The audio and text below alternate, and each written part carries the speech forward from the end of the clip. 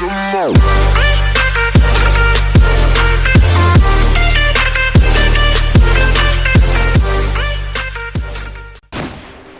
what's going on, everybody? It is Ty back at it again with another video. Today's video is again on Apex Legends. I'm having a great time playing this game. I love it right now. It's great. But what you're seeing right here in this gameplay is my friend and I testing out some weapons. And I did this because not a lot of you, or actually a lot more people, don't actually go into this firing range mode and test out the weapons, the different damages, the different damages that it could do with a gun could do with a certain attachment, and all these other things. So what I did is I went into this training mode in Apex and I tested out the different damages with certain guns. So the first that I decided to do today's video is going to be the sniper rifles. Now I decided to do the sniper rifles because I don't like to pick them up that often because I feel like their damage is inconsistent. At least with the triple take, for example, I feel like the triple take is really weak. At times I found it only hit for 46, I think, and sometimes even worse than that.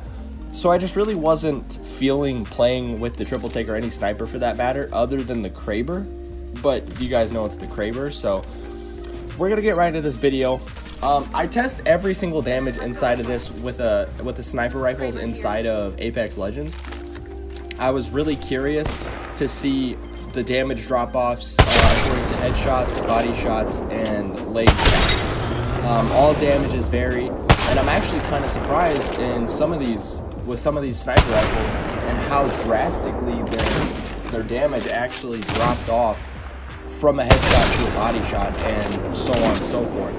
What you're seeing me here is I was just kind of messing around, seeing how fast you could get the red Evo shield just by hitting headshots with the Kraber.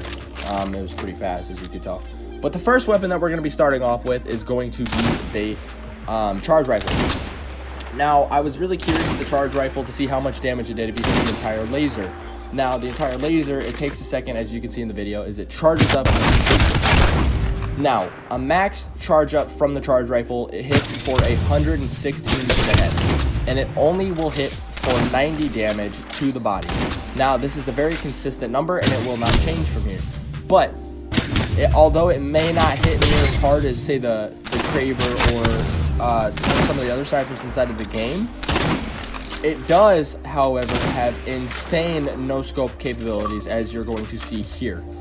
It is actually kind of crazy the distance that you're able to no-scope and still hit someone for a decent amount of damage. I was hitting the dummies in this test range for almost 60, sometimes 70 damage from that far away with a no-scope. And that's if you, I think, hit most of the charge or the actual full charge up. As you can see, I went pretty far back using the charge rifle and no-scoping, and you'd be surprised how accurate it is at that distance. I mean, granted, it's a laser, but I was really impressed with how easy it was to no-scope with that gun. Damage does drop off some more if you go and shoot the feet. It's a little bit less than it was with the body. I think it's like 36 or something like that. And of course, your damage is going to vary depending on how long you actually hold the charge rifle beam onto somebody. If you hit the full shot, these are the numbers that I'm giving you now. If you do not hit the full shot, your damage is going to change. And does not matter how far or close up you are, the damage is consistent. Doesn't matter the range, as long as you are hitting the entire laser. Now, I am going to try some other snipers out as well, and I am showing you their damage as well. So now I am going to try the Sentinel, and the Sentinel with a headshot is 140 damage. That is a consistent 2-shot to the head if you manage to hit headshots every time. To the body, it is a consistent 70 damage every time you shoot them.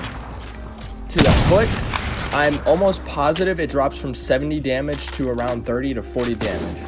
Now, that is the Sentinel. The range does not matter with the Sentinel either. So this is the longbow. The longbow hits for 118 headshot. To the body, it is a drastic drop-off of an insane amount of damage that you're dealing. You go from 118 to 55 to a chest shot.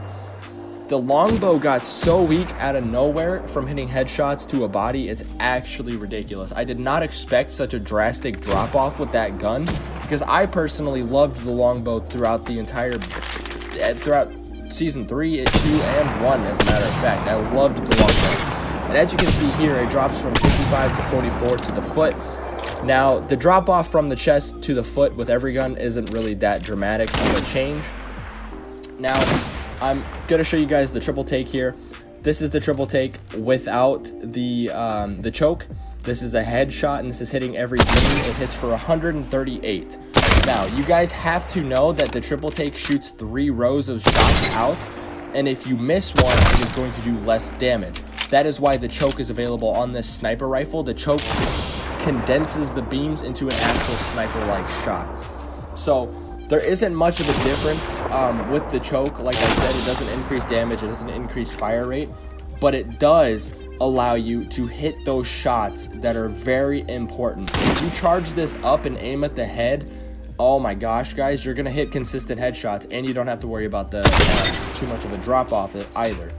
So as you can tell here, I hit every shot, and I 2-shot the dummy, and it gets easier. I didn't showcase it far away because I didn't feel like I needed to, but that's basically what the triple take does. The triple take to the body is with a full charge is 69, I believe.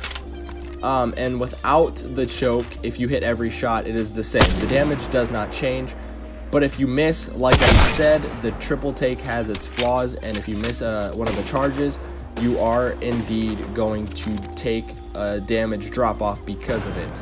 So with all that being said, guys, that is the damage drop offs and the certain damages that the snipers can do to a headshot, body shot, or sometimes a foot shot as well. Like I said, a chest shot compared to a foot shot really doesn't drop off that much, in my opinion. And as you saw in the gameplay, it drops off 10 damage, if that.